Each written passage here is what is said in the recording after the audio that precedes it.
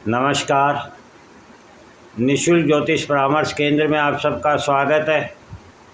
हमने लग्न इतना महत्वपूर्ण क्यों है इसके बारे में जाना, अर्थ त्रिकोण, धर्म त्रिकोण और काम त्रिकोण के बारे में जाना। चौथा त्रिकोण मोक्ष त्रिकोण होता है। आज हम उसके बारे में चर्चा करेंगे। मोक्ष त्रिकोण आप इस कुंडली के द्वारा समझ सकते हैं। चौथा भाव, आठवां भाव और 12वां भाव मोक्ष त्रिकोण का होता है।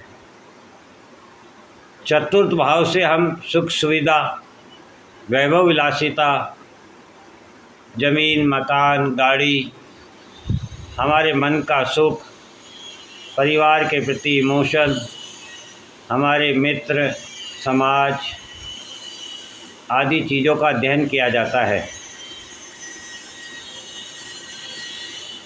आप जब प्रकृति का सुख प्राप्त करते हैं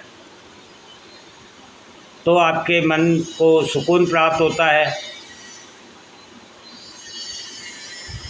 किंतु क्या आपको पता है, आपको मिलने वाला यह सुख आपके पिता की साधना है। क्यों? क्योंकि जब आपकी कुंडली में पिता का जो भाव नवम भाव है, वहाँ से जब आपके चतुर्थ भाव तक गिनेंगे तो यह अष्टम भाव होगा। अर्थात आपके पिता के भाव से आपका सुख भाव अष्टम भाव होता है। और अष्टम भाव की यदि हम व्याख्या करें तो अष्टम भाव से हम साधना देखते हैं, स्थिरता देखते हैं, गहराई, नई खोज, छिपे रहस्यों का विचार किया जाता है। अर्थात आपके पिता की साधना ही आपके मन को सुख प्रदान करती है। पिता आपके सुख, मित्र, सामाजिक संबंधों में, आपके इमोशन में जो गहराई है वह देखना चाहते हैं। आपके पिता चाहते हैं कि आप वास्तविक सुख की गहराई को कितना समझते हैं, आप किस चीज़ को अपने मन का सुख मानते हैं, उस सुख के पीछे जो छिपे रहस्यों को है आप समझते हैं या नहीं। क्योंकि हमारे इस जीवन में अर्थ से जुड़े जितने भी सुख हैं वे अस्थिर हैं, उनमें स्थिरता नहीं है। और आपके पिता चाहते हैं आपको जो सुख प्राप्त हो वह स्थिर हो, और स्थिर सुख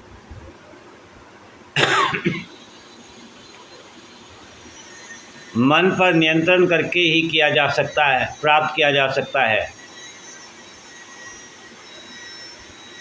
यही आपकी कुंडली का चतुर्थ भाव आपकी कुंडली के पंचम भाव से द्वादश भाव होता है। और आपका पंचम भाव आपके पूर्व जन्म का भी है। और द्वादश भाव से हम व्यय और खर्चों का विचार करते हैं। अर्थात आपने अपने पूर्व जन्म में जो लोगों के साथ व्यवहार किया है, फिर वह चाहे त्याग हो, समर्पण हो या दान हो, या आपने अपने पूर्व जन्म में लोगों के साथ जो दुर्व्यवहार किया है, फिर वह चाहे अन्याय हो, अपमान हो, अतिक्रमण हो। कहने का मतलब है आपने अपने पूर्व जन्म में जो कुछ दिया है वही लौटकर आपको अपने जीवन में अपने मन के सुख दुख के रूप में प्राप्त होता है। आप इस जीवन में अपने सुख दुख को भोगकर अपने प्रारब्ध का व्यय करते हैं अर्थात प्रारब्ध जो भी आपका है, जिसके कारण आपको ये जन्म लेना पड़ा है, वह पूर्ण करके ही आप इस जीवन की यात्रा से मुक्त हो सकते हैं। और इसीलिए चतुर्थ भाव को मोक्ष और मुक्ति का भाव कहा जाता है।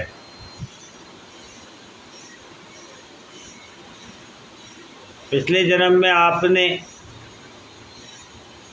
जो कुछ भी दिया है